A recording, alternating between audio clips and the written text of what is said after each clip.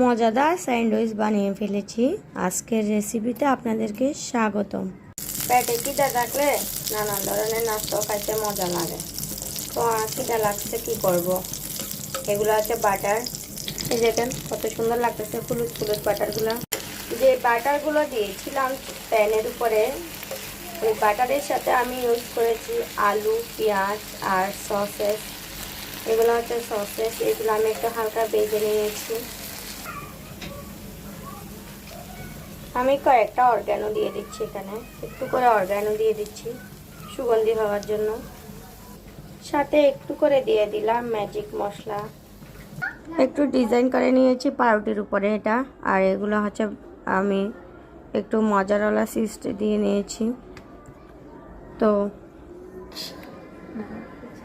আমি এখানে স্যান্ডউইচ মেকারে দিয়ে দিচ্ছি। কত সুন্দর হয়েছে দেখেন। আমার স্যান্ডউইচ বানানো শেষ। অর্গ্যানো অনেক সুগন্ধি আসতেছে, আর সাথে আপনার ম্যাজিক মশলার সুগন্ধি অনেক মজা হয়েছে। আপনারা চাইলে সকালে বিকালে নাস্তার সময় এটা খাইতে পারেন। ধন্যবাদ আপনাদেরকে।